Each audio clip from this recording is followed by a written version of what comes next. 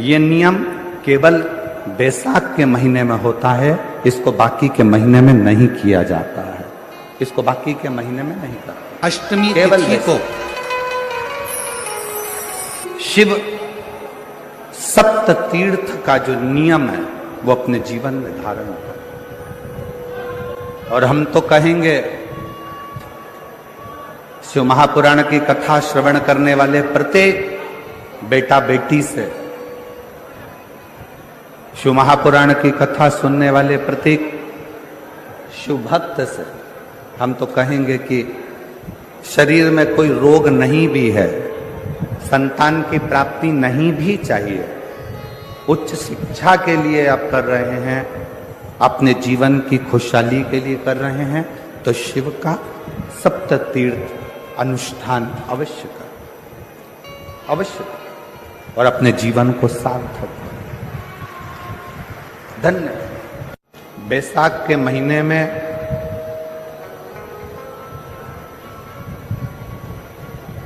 शिव सप्त तीर्थ का बड़ा महत्व है।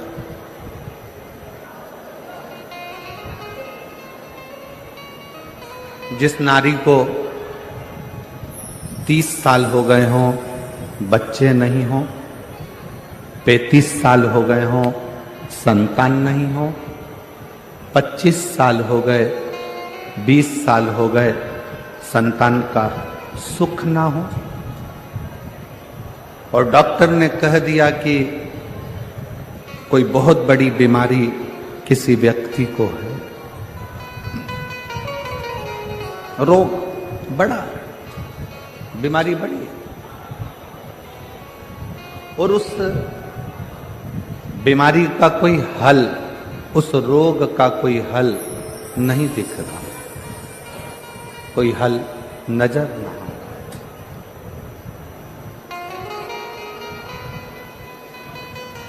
कोई हल दिख ना रहा।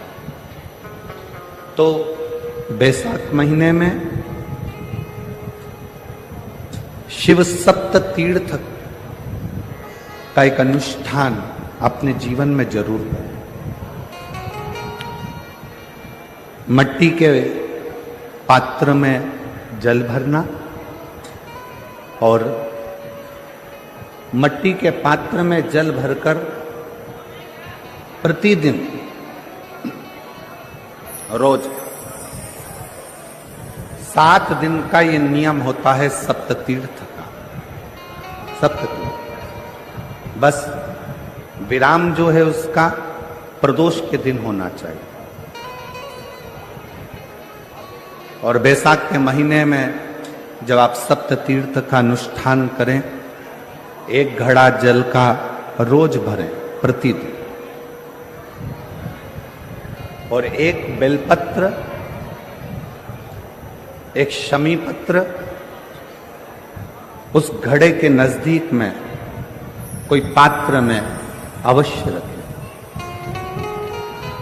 पात्र को, जो जल का घड़ा है, जल का पात्र है, उसको मट्टी के ही दीप से या कोई श्वेत वस्त्र जिसको मला गया हो, धोया गया हो, साफ हो, उस वस्त्र से ढक गया।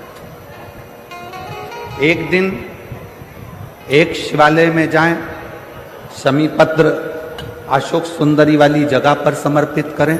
अशोक सुंदरी की जगह जानते हो ना आप लोग? अशोक सुंदरी की जगह पर शमी पत्र समर्पित करें। बेलपत्र जहां आप खड़े हैं उधर से डंडी का भाग आपकी ओर हो, और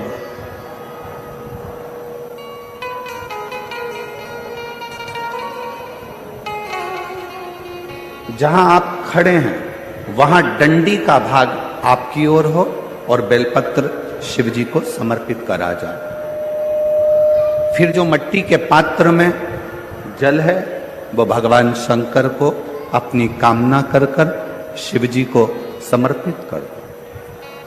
संतान के लिए कर रहे हो तो वहीं से जल को एक कटोरी में, एक पात्र में झेल लीजिए। उस जल का आधा भाग नंदी के पास बैठकर आप ग्रहण कर लो, आधा भाग अपने पति को देना प्रारंभ कर दो।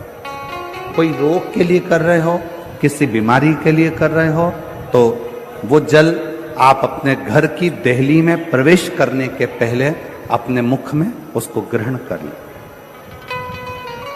एक दिन में एक शिवालय, दूसरे दिन दूसरा शिवालय, तीसरे दिन तीसरा शिवालय। अगर अपने नगर में, अपने गांव में, अपने क्षेत्र में 7 शंकर के मंदिर नहीं हो, यदि अपने गांव में, अपने नगर में, अपने क्षेत्र में 7 शंकर के शिवालय नहीं हो, तो मिट्टी का शिवलिंग बनाकर उस पे चढ़ाओ। पर रोज एक शिवालय अलग होना चाहिए। प्रति प्रदोष के दिन जब आप इस सप्त तीर्थ का विराम करेंगे, उस समय पर जल, जब प्रदोष काल आए, प्रदोष काल का जब समय हो, जल चढ़ाओ सुबेरे। और प्रदोष काल का जब समय हो, उस जल का पान उस प्रदोष काल में कर लेना। प्रदोष को, जो प्रदोष काल में उस जल को शंकर का पंचाक्षर मंत्र नमः शिवाय, षडाक्षर मंत्र ओम नमः शिवाय या श्री शिवाय नमस्तुभ्यम बोलकर प्रदोष काल में उस जल का पान करें। बाबा को प्रार्थना करें, शिव से विनय करें। ये नियम केवल बैसाख के महीने में होता है, इसको बाकी के महीने में नहीं किया जाता है। इसको बाकी के महीने में नहीं करते, केवल बैसाख। अब जरा माताएं बड़ा ध्यान लगाकर सुनिएगा, कथा चूके ना। आपको 10 जगह जाकर सिर नवाने की जरूरत ना पड़े, एक महादेव के चरणों से ही आपका आनंद सुख प्राप्त हो जाए। एक मट्टी का पात्र, और मट्टी का अगर कोई कलश है छोटा सा, उस कलश के ऊपर तांबे का कलश,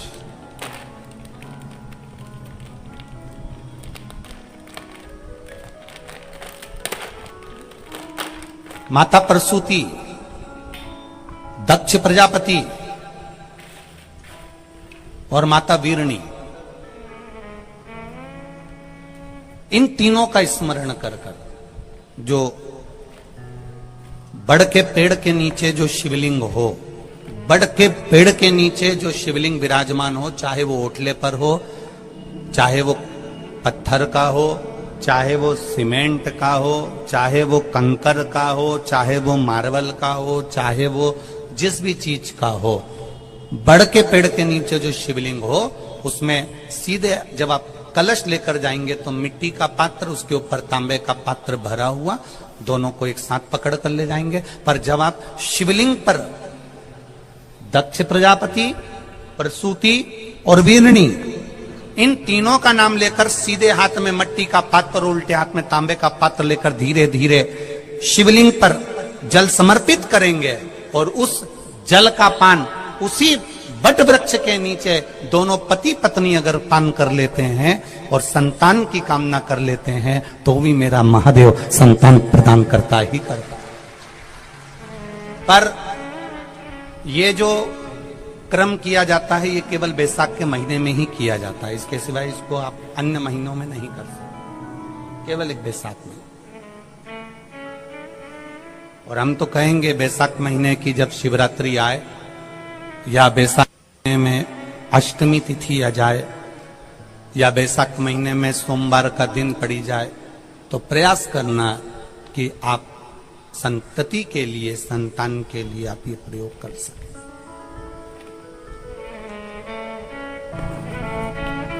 खाली न जाता कोई दर से तुम्हारे, मैं भी खड़ा हूं नंदी बाहे पसारे। बाबा आपके चरणारविंद का रस तत्व हमें प्राप्त। प्रसूति शिव महापुराण की कथा जितनी भी माताएं सुन रही हैं, जिनके घर में 30-30 साल तक औलाद भी नहीं हुई हो, 15 साल, 18 साल, 10 साल, 20 साल, अगर संतान का सुख भी नहीं है, तो वे विश्वास करता है जिसने 7 दिन की प्रसूति शिव महापुराण की कथा 7 दिन की अगर पूरी भले मोबाइल पर सुने